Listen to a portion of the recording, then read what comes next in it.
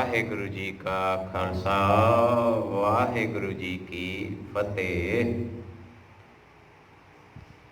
ਗੁਰੂ ਸਵਾਰੇ ਸਤਸੰਗੀ ਜਨੋ, ਲੜੀਵਾਰ ਵਿਚਾਰ ਦੇ ਤਹਿਤ ਅਸੀਂ ਪੰਚਮ ਪਾਤਸ਼ਾਹ ਜੀ ਦੀ ਰਚਨਾ ਤੋਂ ਉਚਾਰਨ ਕੀਤੀ ਹੋਈ ਬਾਣੀ ਅਤੇ ਨਾਨਕ ਸਾਹਿਬ ਜੀ ਦੀ ਸੋਚ ਦੇ ਅਨੁਸਾਰ ਸੁੱਖ ਨੂੰ ਸਮਝਣ ਦੀ ਕੋਸ਼ਿਸ਼ ਕਰ ਰਹੇ ਹਾਂ ਕਿ ਅਸਲ ਵਿੱਚ ਸੁੱਖ ਹੈ।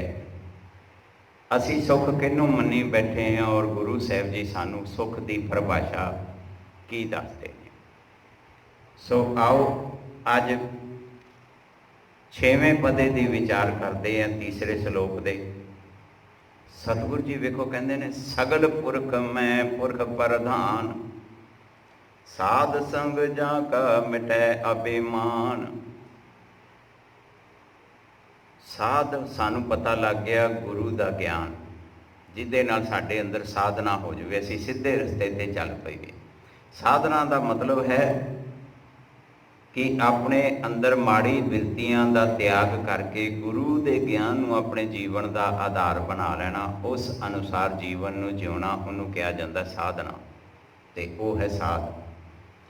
ਭਾਵ ਜਿਹੜੇ ਗੁਰੂ ਦੇ ਗਿਆਨ ਦਾ ਸੰਗ ਕਰ ਲੈਂਦੇ ਨੇ, ਉਹਨਾਂ ਦਾ ਅਭਿਮਾਨ, ਹੰਕਾਰ ਖਤਮ ਹੋ ਜਾਂਦਾ, ਮਿਟੈ ਅਭਿਮਾਨ। ਅਤੇ ਉਹ ਸਾਰੇ ਪੁਰਖਾਂ ਵਿੱਚੋਂ, ਕਿਉਂਕਿ ਏਕਾ ਪੁਰਖ ਸਬਾਈ ਨਾਲ, ਇੱਕ ਪਰਮਾਤਮਾ ਵਾਲਾ ਜਿਹੜਾ ਸਿਧਾਂਤ ਦੇ ਅਨੁਸਾਰ ਜੀਵਨ ਜਿਉਂਦੇ, ਅਸਲ ਵਿੱਚ ਉਹ ਪੁਰਖ ਹੈ। ਬਾਕੀ ਤੇ ਅਸੀਂ ਸਾਰੇ ਇਨਸਾਨੀਅਤ ਦੇ ਨਾਂ 'ਤੇ ਪਸ਼ੂ ਬਿਰਤੀ ਵਿੱਚ ਜੀਵਨ ਨੂੰ ਅਜਾਈਂ ਗਵਾ ਰਹੇ ਹਾਂ। ਸੋ ਸਤਿਗੁਰੂ ਜੀ ਦੇ ਪੁਰਖ ਪ੍ਰਧਾਨ, ਮੇਨ ਪੁਰਖ ਪ੍ਰਧਾਨ ਦਾ ਮਤਲਬ ਹੈ ਸ੍ਰੇਸ਼ਠ, ਉੱਚ ਕੁਆਲਿਟੀ ਦਾ ਮਨੁੱਖ ਹੈ ਉਹ ਜਿਹੜਾ ਗੁਰੂ ਦੇ ਗਿਆਨ ਦਾ ਸੰਗ ਕਰ ਲੈਂਦਾ, ਜਿਹਨੇ ਆਪਣੀ ਅਗਿਆਨਤਾ ਨੂੰ ਖਤਮ ਕਰ ਦਿੱਤਾ। ਤੇ ਨਾਲ ਹੀ ਵੇਖੋ ਦੂਸਰੀ ਪੰਕਤੀ 'ਚ ਕਹਿੰਦੇ, ਆਪਸ ਕੋ ਜੋ ਜਾਣੈ ਨੀਚਾ, ਸੋ ਗਣਿਐ ਸਭ ਤੇ ਊਚਾ।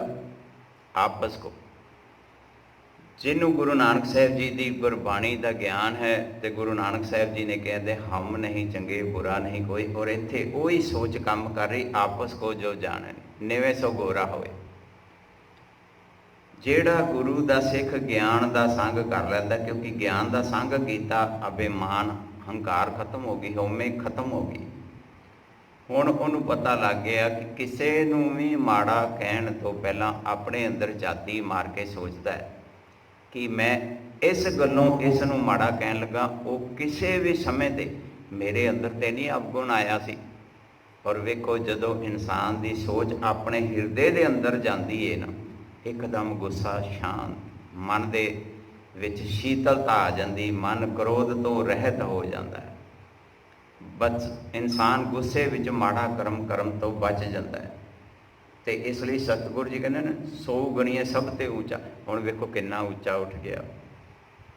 ਵੇਖਣ ਵਾਲੇ ਵੀ ਕਹਿਣਗੇ ਯਾਰ ਗੱਲ ਤਾਂ ਇਹਨੂੰ ਬੜੀ ਮਾੜੀ ਕਹੀ ਸੀ, ਪਰ ਅੱਗੇ ਤਾਂ ਇਹਨੂੰ ਵੇਖਿਆ ਸੀ ਬੜਾ ਗੁੱਸਾ ਚੜ੍ਹਦਾ ਸੀ, ਪਰ ਅੱਜ ਪਤਾ ਨਹੀਂ ਕੀ ਹੋਇਆ, ਇੱਕਦਮ ਹੀ ਸ਼ਾਂਤ ਹੋ ਗਿਆ। ਅਤੇ ਉਹ ਸ਼ਾਂਤੀ ਕਿੱਥੋਂ ਆਈ? ਗਿਆਨ ਨੂੰ, ਗਿਆਨ ਨੂੰ ਆਪਣੇ ਜੀਵਨ ਵਿੱਚ ਦੇਖਿਆ, ਗਿਆਨ ਦੇ ਅਨੁਸਾਰ ਆਪਣੇ ਜੀਵਨ ਨੂੰ ਵੇਖਣਾ ਜਦੋਂ, ਤੇ ਇਹ ਇਨਸਾਨ ਨੂੰ ਪਤਾ ਲੱਗ ਜਾਣਾ ਕਿ ਮੇਰੇ ਅੰਦਰ ਤੇ ਨਹੀਂ ਹੈਗੇ ਸੀ ਇਹ ਅਵਗੁਣ। ਸੋ ਸਤਿਗੁਰੂ ਜੀ ਵੇਖੋ ਨੇ ਕਿੰਨੀ ਸੋਹਣੀ ਪਰਿਭਾਸ਼ਾ ਦੇ ਨਾਲ ਇੱਕ ਸਿੱਖ ਨੂੰ ਸਮਝਾਉਣਾ ਕਰਦੇ ਨੇ। ਹੁਣ ਉਸ ਗਿਆਨ ਨੂੰ ਸਮਝਣਾ ਕਿਹਦਾ ਫਰਜ਼ ਬਣਦਾ ਹੈ? ਇੱਕ ਸਿੱਖ ਦਾ ਫਰਜ਼ ਬਣਦਾ ਹੈ ਪਿਆਰ ਵਾਲਿਓ। ਸੋ ਸਤਿਗੁਰੂ ਜੀ ਕਹਿੰਦੇ ਨੇ, ਜਾਂ ਕਾ ਮਨ ਹੋਏ ਸਗਲ ਕੀਰੀਨਾ, ਹਰ ਹਰ ਨਾਮ ਤਿੰਨ ਘਟ ਘਟ ਚੀਨਾ। ਲਓ ਜੀ, ਜਾਂ ਕਾ ਮਨ, ਹੁਣ ਵੇਖੋ ਸਗਲ ਕੀਰੀਨਾ, ਸਾਰਿਆਂ ਦਾ ਸਭ ਤੋਂ ਨੀਵਾਂ ਚਲੇ ਜਾਣਾ, ਜਿਹਨੂੰ ਅਸੀਂ ਕਹਿੰਦੇ ਦੀ ਤੁਹਾਡੇ ਚਰਨਾਂ ਦੀ ਧੂੜ ਆ, ਪਰ ਕਹਿ ਦਿੰਦੇ ਹਾਂ, ਮੰਨਦੇ ਨਹੀਂ ਨਾ ਅਸੀਂ। ਮਾਂ ਪਿਓ ਨੂੰ ਕਹਿ ਦਿੰਦੇ ਹਾਂ ਤੁਹਾਡੇ ਤੋਂ ਤੁਹਾਡਾ ਜਨਮ ਹੋਇਆ, ਤੁਸੀਂ ਸਾਡੇ ਜਨਮਦਾਤਾ ਹੋ, ਮਾਂ ਪਿਓ ਨੂੰ। ਪਰ ਜਦੋਂ ਕੋਈ ਕਾਰਜ ਕਹਿੰਦੇ ਨੇ ਅਸੀਂ ਕਰਨ ਨੂੰ ਤਿਆਰ ਨਹੀਂ, ਉਹਨਾਂ ਦਾ ਕੋਈ ਕਹਿਣਾ ਮੰਨਣ ਨੂੰ ਤਿਆਰ ਨਹੀਂ। ਅਤੇ ਸਤਿਗੁਰੂ ਜੀ ਕਹਿੰਦੇ, ਜਾਂ ਕਾ ਮਨ ਹੋਏ, ਮਨ ਨੂੰ ਪਹਿਲਾਂ ਆਪਣੀ ਸੋਚ ਨੂੰ ਜੇ ਗੁਰਮਤਿ ਦੇ ਗਿਆਨ ਵਿੱਚ ਲਿਆਵਾਂਗੇ, ਗਿਆਨ ਨੂੰ ਸਮਝਾਂਗੇ, ਗਿਆਨ ਦੇ ਅਨੁਸਾਰ ਜੀਵਨ ਨੂੰ ਜਿਉਵਾਂਗੇ ਤੇ ਪਿਆਰ ਵਾਲਿਓ ਫਿਰ ਆਏਗਾ ਮਨ ਐਸੀ ਅਵਸਥਾ ਵਿੱਚ। ਆਹ ਵੇਖੋ ਸੁਖਮਨੀ ਸਾਹਿਬ ਜੀ ਦਾ ਕਿਤਨਾ ਉੱਚ ਕੋਟੀ ਦਾ ਗਿਆਨ। ਪਰ ਜੇ ਅੱਜ ਸਿੱਖ ਨਹੀਂ ਸਮਝ ਰਿਹਾ ਤੇ ਇੱਕੋ ਹੀ ਕਾਰਨ ਹੈ ਕਿ ਅਸੀਂ ਰੱਟੇ ਲਾਈ ਜੰਨੇ ਆ।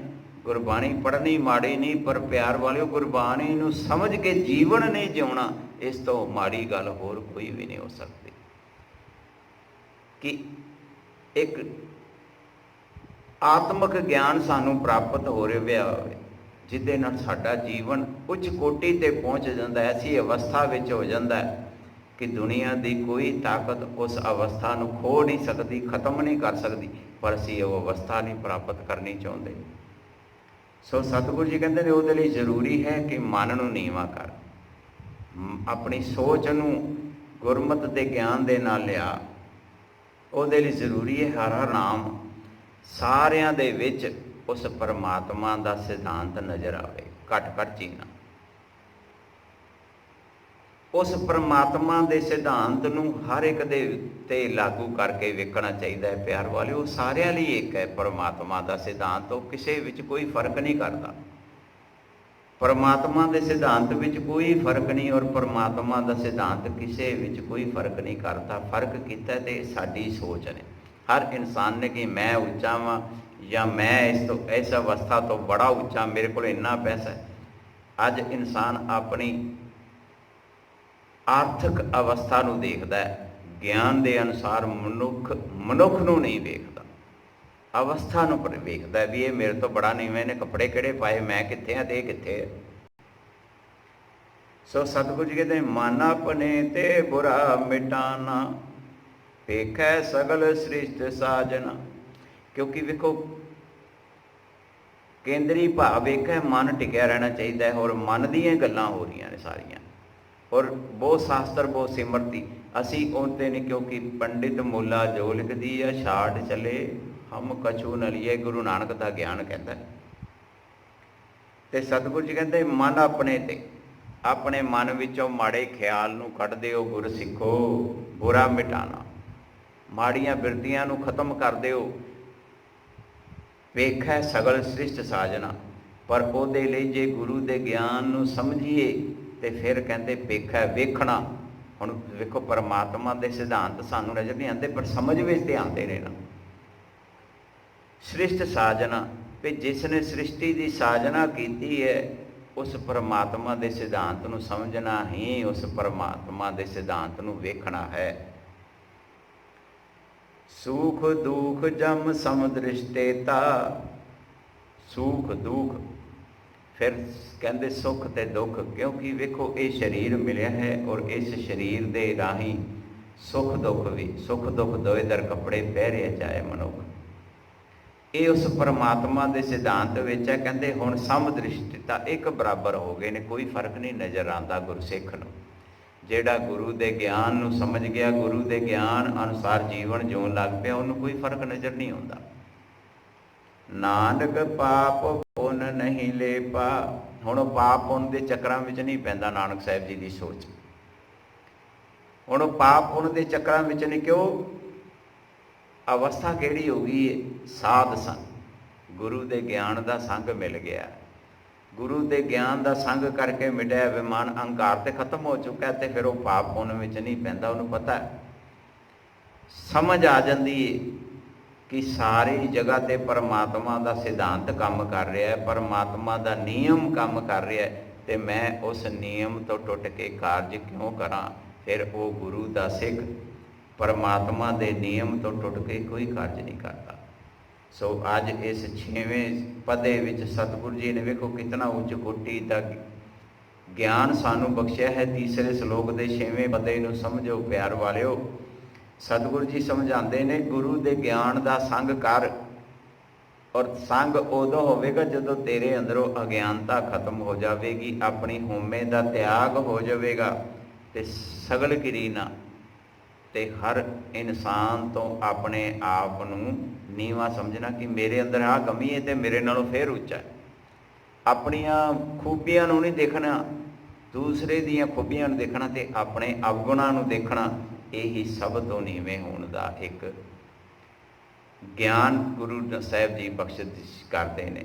ਸੋ ਪਿਆਰ ਵਾਲਿਓ, ਅਸੀਂ 6ਵੇਂ ਸ਼ਲੋਕ ਨੂੰ ਸਿਰਫ ਪੜ੍ਹਨਾ ਹੀ ਨਹੀਂ, ਸਮਝ ਕੇ ਆਪਣੇ ਜੀਵਨ ਵਿੱਚ ਲਾਗੂ ਕਰੀਏ ਔਰ ਉਵੇਂ ਦਾ ਸਾਡਾ ਜੀਵਨ ਬਣ ਜਾਵੇ ਜਿਵੇਂ ਦਾ ਜੀਵਨ ਗੁਰੂ ਨਾਨਕ ਸਾਹਿਬ ਜੀ ਦੀ ਸੋਚ ਸਾਨੂੰ ਬਖਸ਼ਿਸ਼ ਕਰ ਰਹੀ ਹੈ। ਵਾਹਿਗੁਰੂ ਜੀ ਕਾ ਖਾਲਸਾ, ਵਾਹਿਗੁਰੂ ਜੀ ਕੀ